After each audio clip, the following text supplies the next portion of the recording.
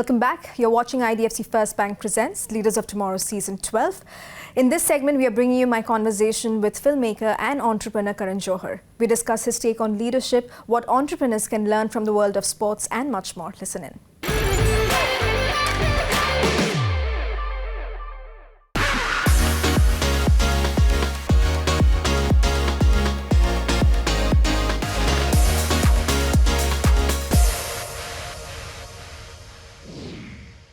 Karan Johar, thank you so much for joining us on ET Now today. Thank you so much for inviting me.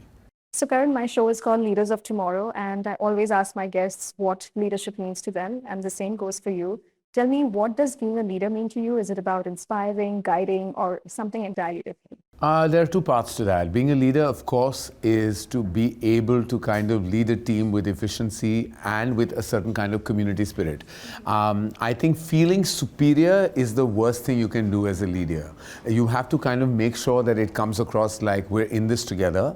And of course, I've been designated with this place to kind of lead a group. It doesn't mean that I'm in a superior position. Sure. It's just that I'm being able to guide everyone more efficiently. So I think efficiency is the reason why a leader is a leader, and that must be communicated to your group or your team. Because the moment you feel superior or kind of come across superior, you actually widen the gap between you and the team. So it's very integral as a leader to first come across like you're part of the team, but just with a specific position. Second, I think as a leader, it's very important to delegate and then trust. Delegation and trust has to be followed, one after each other. You can't delegate without trust, and you can't work without delegation. So both, I believe, first you delegate and then you trust. Because what's the point of supervising something constantly if you're delegating? So I think the two pillars of any leadership are delegation and trust. And I believe that very strongly, and I hopefully have been able to kind of incorporate it within the DNA of my company. Fantastic. Karan, you don many hats. You have expertise in fashion. You've done reality shows as a judge. You have anchored shows as well. And of course, films are your main forte. And now in the world of sports, tell me what inspired you to get into the world of sports, and especially for an emerging sport like pickleball? Pop culture is something that I have great amount of faith in. I believe pop culture equals relevance.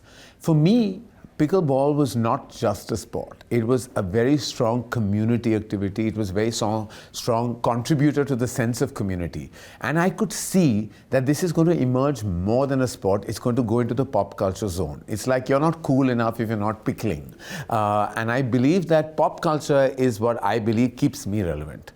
Being part of pop culture in any which ways, through fashion, through films, through any kind of communication you do in media verticals. So I never look at pickleball as just a sport. I look at it as a huge contributor to pop culture. And I could see way back then that this is going to be a revolution. Pickleball will not just be a sport, it will be an entire revolution in sport. And I can see that already happening. It's building communities, it's building groups, it's bringing people together, and it's increasing your cool quotient. All that put together adds to pop culture. So that's what I saw coming, and that's why I decided that I must be a part of it. I feel FOMO for not being part of the IPL sensation, but I'm like, this one I'm not letting go of. So do you think this has the potential to become mainstream? It is totally going to be mainstream. To what extent, one will only know in time, but this one is already heading there. And I think if the Olympics actually, has pickleball as part of its grand repertoire of sport, that will be I think the shining crown for pickleball. Karan, in your opinion, how do you think the world of sports, especially in India, how has that evolved, over the years? Were you a sporty person to start off with? I was not a sporty person at all. I never played sport as a child. I followed it, of course. Who doesn't follow cricket? It's a religion in our land. I still remember my most vivid memory of watching sports was actually the '83 match where we won the World Cup. I remember staying up. It was the only night I was allowed to stay up late to watch the match.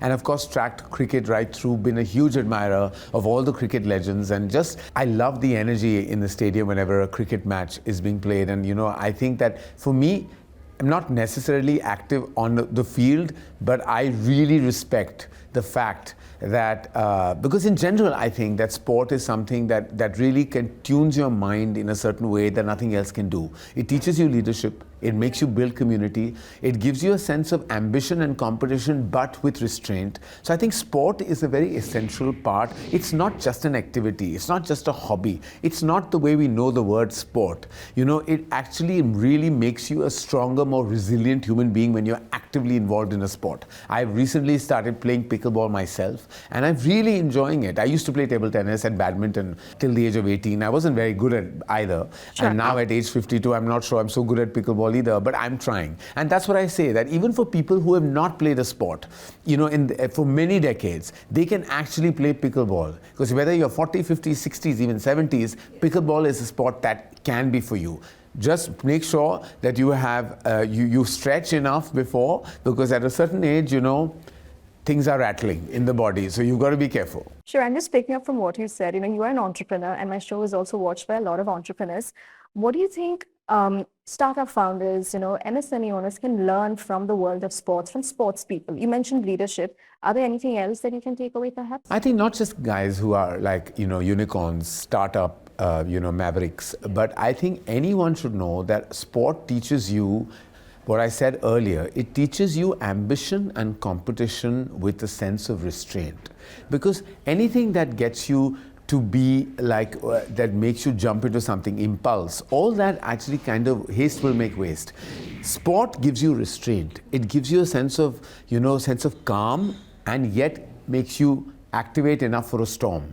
So it's the calm and the storm, and only sport does that. So I think any business leader actually should play a sport, because I believe it will really give him or her that perspective, that how you can actually be ambitious, competitive, but with restraint. Is there a crossover possible in the world of entertainment and sports? I mean, there are a lot of biopics for sure. Of course. What about for pickleball? Or is it too early to say? I think it's too early, but give it a decade and there will be. Fantastic. It was lovely chatting with you, Karan. Thank you so much. Thank you for inviting me, and more power to pickleball. Absolutely. Thank you. And with that, it's a wrap on this episode of IDFC First Bank Presents Leaders of Tomorrow Season 12. We hope you enjoyed the episode. Thank you for watching. Goodbye.